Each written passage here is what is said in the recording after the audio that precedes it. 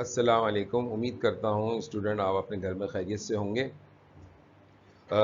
ہم نے جو ہے پولیٹیکل ایونٹس کے اوپر بات کر رہے تھے لاسٹ ٹائم، جس میں 1940 سے 47 تک جتنی بھی ایونٹس ہیں اس کے اوپر بات ہو رہی تھی. تو اسی لیکچر کا جو ہے سیکنڈ پارٹ ہے یہ، جس میں ہم جو ہے عبوری حکومت جو ہے اس سے مطلب اسٹارٹ کریں گے. انٹیریم گورنمنٹ جب اسٹارٹ ہوئی وہاں سے اسٹارٹ کریں گے، اور انشاءاللہ اگر اللہ نے چاہا تو قیام پاکستان کا بھی جو ہے وہ بھی آج پورا ہو جائے گا. مطلب 1947 تک کے جتنے پولیٹیکل ایونٹس ہیں وہ کمپلیٹ ہو جائیں گے.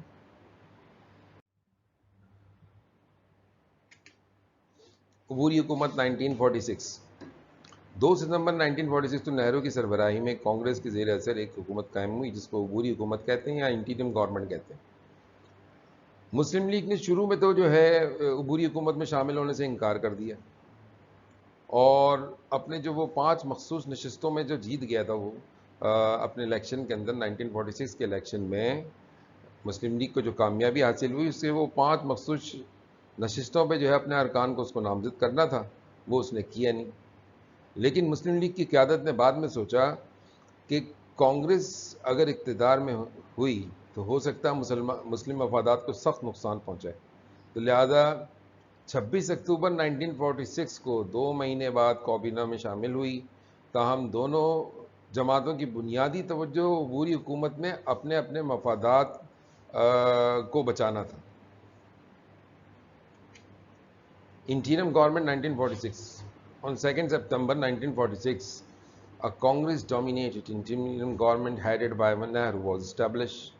The Muslim League refused to accept the proposal in the beginning and did not nominate its member on 5 reserve seats. Muslim League afterward thought that Congress being in power could harm the Muslim interests, so it joined the cabinet after 2 months on 26th October 1946.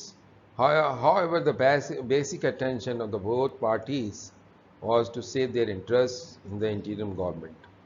Interim government جو مطلب قائم ہوئی اس کے اندر جو ہے دونوں حکومتیں شامل ہوئیں، اور مسلم لیگ نے جو اس میں وزارت سنبھالی وہ وزارت مالیاتی امور جو ہے اس کو سنبھالا. مطلب اکنامک منسٹر جو ہے وہ لیاقت علی خان کو بنا.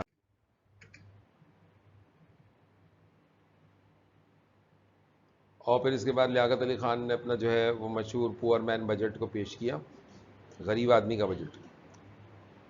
لندن کے اندر بالکل اس کے پیرالل ایک کانفرنس ہو رہی تھی. اس کانفرنس میں جو ہے وزیر اعظم جو اس وقت کے تھے لارڈ ایٹلے، اور وائسرائے جو تھے لارڈ ویول، اور نہرو، قائد اعظم اور لیاقت علی خان اور سردار بلدیو سنگھ، ان لوگوں نے یہ شرکت کی. یہ کانفرنس اس لیے تھی کہ تاکہ سیاسی جو ان کے درمیان اختلافات ہیں اس کو ختم کیا جائے. لیکن اس کانفرنس کا جو نتیجہ نکلا وہ یہ نکلا کہ جناب سیاسی اختلافات ختم ہی نہیں ہو سکی.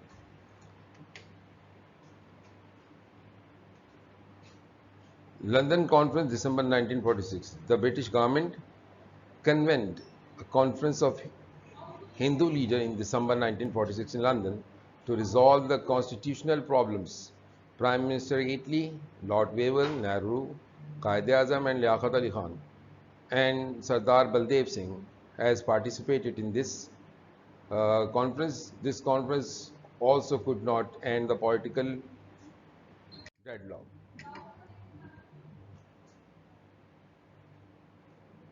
وزارت خزانہ جو ہے یہ مسلم لیگ کو ملا، اور وزارت خزانہ جو ہے یہ لیاقت علی خان جو ہے وزیر خزانہ بنے، اور انہوں نے جو ہے بجٹ پیش کیا جس کو مطلب اس دور کے اندر غریب آدمی کا بجٹ یا پور مین بجٹ جس کو کہا جاتا ہے. اس بجٹ نے بنیادی طور پہ سرمایہ داروں کو بری طرح متاثر کیا، اور اس سیٹ اپ میں جو ہے پورے سیٹ اپ کے اندر کانگریس اور لیگ کے درمیان جو ہے مزید اختلافات بڑھتے چلے گئے. غریب آدمی کا بجٹ کیا تھا؟ غریب آدمی کا بجٹ یہ تھا کہ جتنے بھی لگژریز جتنی بھی ہیں ان کے اوپر بہت زیادہ ٹیکس لگا دیے جائے. جب لگژریز کے اوپر بہت زیادہ ٹیکس لگے گا تو ظاہر سی بات ہے کہ وہ چیزیں جو ہے مارکیٹ کے اندر کس طریقے سے اس کو فروغ کریں گے. تو تاجر جو ہے وہ بری طرح متاثر ہوئے.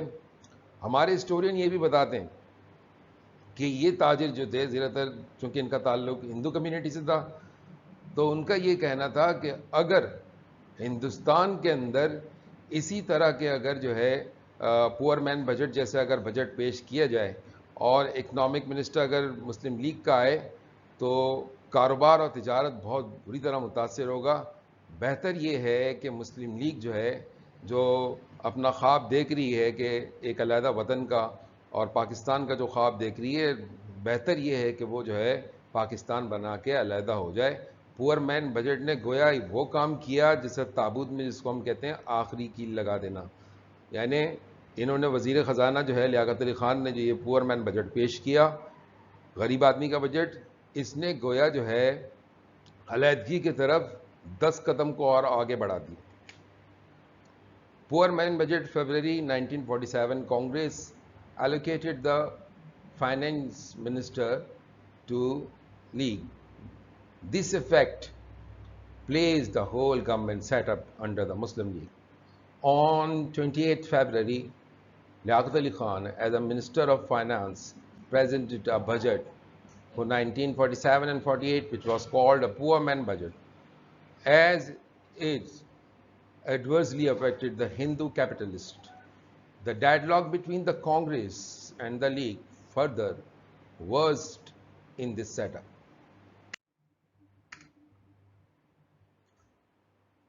گورنمنٹ انڈیا انڈیپینڈنٹ ایکٹ یہ فائنلی جو ہے 1947 میں پیش کر دیا گیا.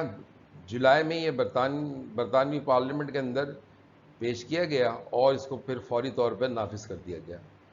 اور اس ایکٹ کے مطابق بر صغیر کے اندر مسلمانوں کی بالآخر ایک آزاد اسلامی ریاست قائم ہو گئی.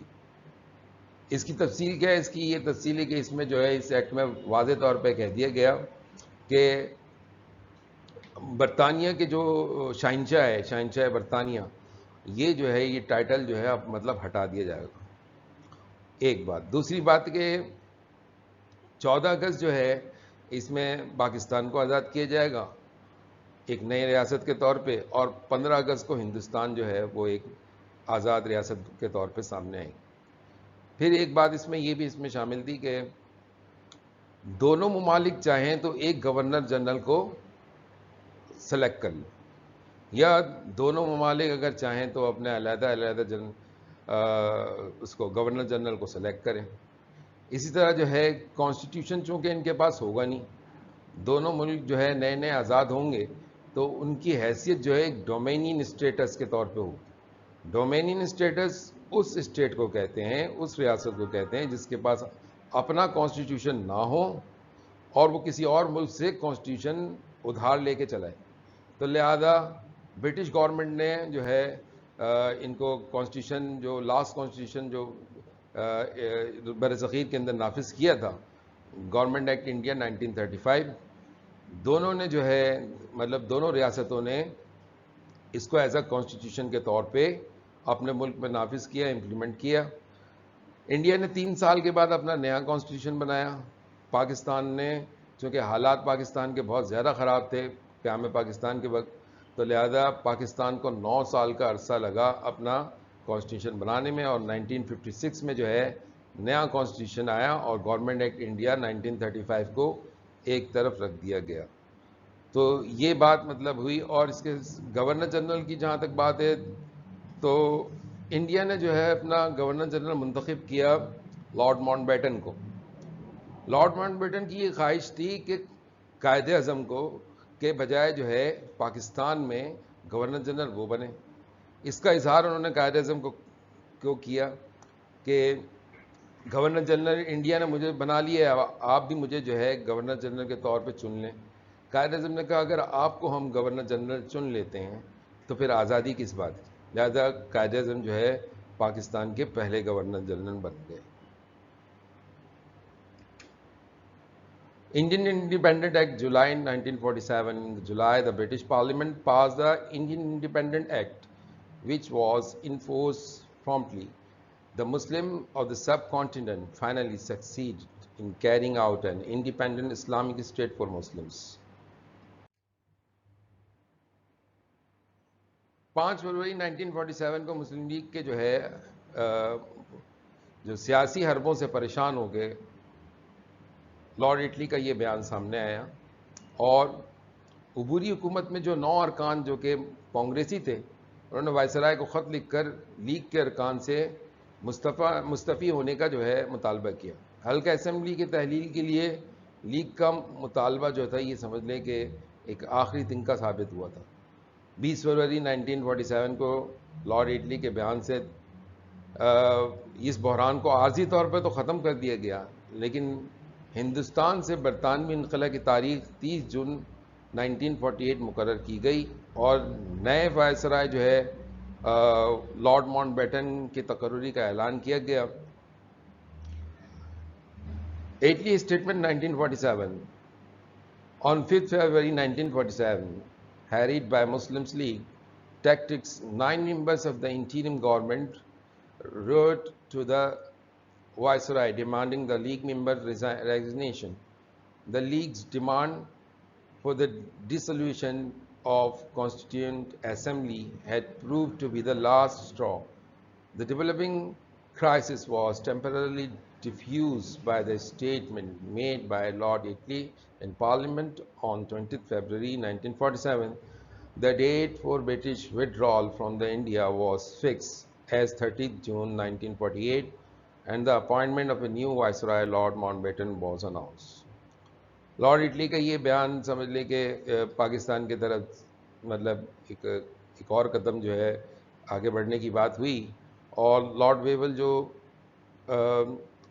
मतलब लॉर्ड माउंटबेटन से पहले जो वायसराय थे उनको बुला लिया गया और सबसे आखिरी बरसग़ीर के अंदर जो वायसराय आए वो लॉर्ड माउंटबेटन आए और उन्हीं की क़यादत में जो है हिंदुस्तान को तकसीम कर दिया गया और दुनिया के नक्शे में एक नया मुल्क जो है वो सामने आके उभरा जिसका नाम पाकिस्तान। 3 जून का मंसूबा ये आया और इस मंसूबे में क्या था, इस मंसूबे का बेसिक जो है था वो ये था कि इक़्तिदार की जो मुंतकिली हो रही है और उसमें मुख्तलिफ रहनुमाओं के साथ एक तवील मुज़ाकरात था। उसके बाद इस नतीजे पे पहुँच गया कि जितने भी रियासतें हैं उनसे ये पूछ लिया जाए कि वो आया जो है इसमें पाकिस्तान में शामिल होना चाहते हैं या हिंदुस्तान में।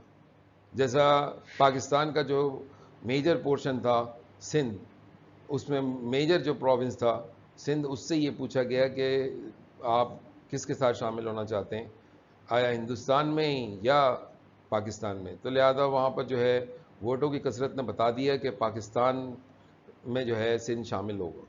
इसी तरह जो है पंजाब असेंबली से पूछा गया, पंजाब असेंबली के अंदर भी यही फैसला हुआ पाकिस्तान में शामिल होने का। सरहद से पूछा गया कि उनका पूरा जरगा सिस्टम होता है, उन जरगे के सामने ये बात रखी गई कि आप पाकिस्तान में या हिंदुस्तान किस में शामिल होना चाहते हैं। बल आखिर जो है वो उन्होंने भी यही फैसला दिया। और बलूचिस्तान के अंदर भी जरगे का पूरा सिस्टम था, सरदारी निज़ाम था और कबीलों का पूरा एक सिस्टम था। उन कबाइल से जो है पूछा गया तो उन्होंने भी पाकिस्तान के साथ शामिल होने का ऐलान किया और सूबा बंगाल जो था वो पहले ही पाकिस्तान के साथ शामिल होने के लिए बिल्कुल तैयार था। तो लिहाजा ये एक चीज़ मतलब हो गई जिसको हम 3 जून प्लान कहते हैं। यानी इसमें वाज़ेह तौर पे पूछ लिया गया तमाम सूबों से कि वो किसके साथ शामिल होना चाहते हैं। इसमें एक बात जो बहुत अजीब हुई वो ये हुई कि जो सिखों की पार्टी थी अकाली दल, उनके दिमाग में ये बात जो है, कांग्रेस ने उनके दिमाग में ये बात डाली कि जिस तरह मतलब पाकिस्तान आज़ाद हो सकता है, इसी तरह पंजाब को जो है खालिस्तान बनाया जा सकता है, इसके लिए वो कोशिश करें। तो ये जो बात थी, ये सिखों ने इस बात को बहुत सीरियसली जो है ना इसको लिया और देखते ही देखते जो है मुसलमानों में और सिखों के दरमियान इख्तलाफात बढ़ते चले गए। और क़याम पाकिस्तान के दौरान जब मुहाजिरीन की आमद थी, जब मतलब मुहाजिरीन यहाँ आ रहे थे, उस टाइम पर जो है सिखों ने इनके ऊपर हमला किया और खूनरेज़ी हुई। और ये खूनरेज़ी एक तरफ़ा नहीं थी, 2 तरफ़ा थी। जो پاکستان کے اندر جو سکھ کمیونٹی تھی وہ مسلمانوں کے رحم و کرم پر تھی، اور مسلمان جو انڈیا سے جو ہے یہاں پہ ہجرت کر کے آ رہے تھے تو وہ مطلب سکھوں کے رحم و کرم پر تھے. یہ دو طرفہ بات ہو گئی، اور یہ اس کی خالصتاً جو ہے اس کی سازش تھی کانگریس کی.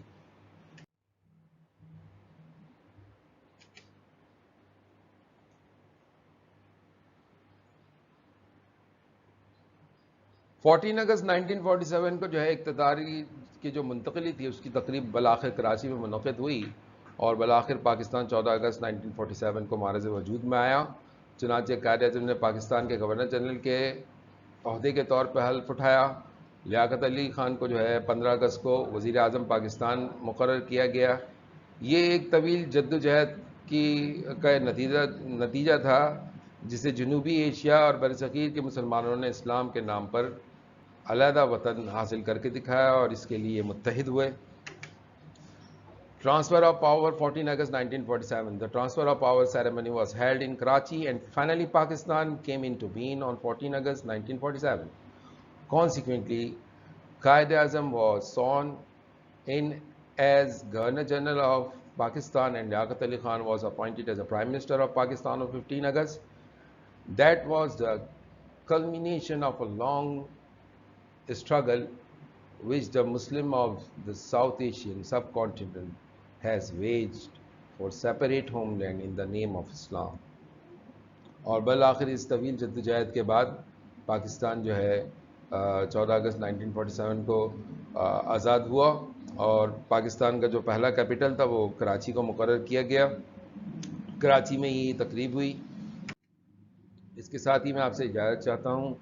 امید کرتا ہوں کہ یہ جو مطلب لیکچر ہے یہ آپ کے لیے ہیلپ فل ہوگا. یہ پورا ایک باقاعدہ ایک سوال ہے، مطلب 1940 سے 1947 تک جتنے اہم واقعات ہیں، سیاسی واقعات ہیں، اس کو لکھیے. تو ایک مطلب طویل سوال کے طور پہ ہوتا ہی ہے، مطلب لانگ کوسچن ہوتا ہے، تو لہذا امید کرتا ہوں کہ آپ کے سمجھ میں آ گیا ہوگا. اس کے ساتھ ہی میں آپ سے اجازت چاہتا ہوں. اللہ نگہبان.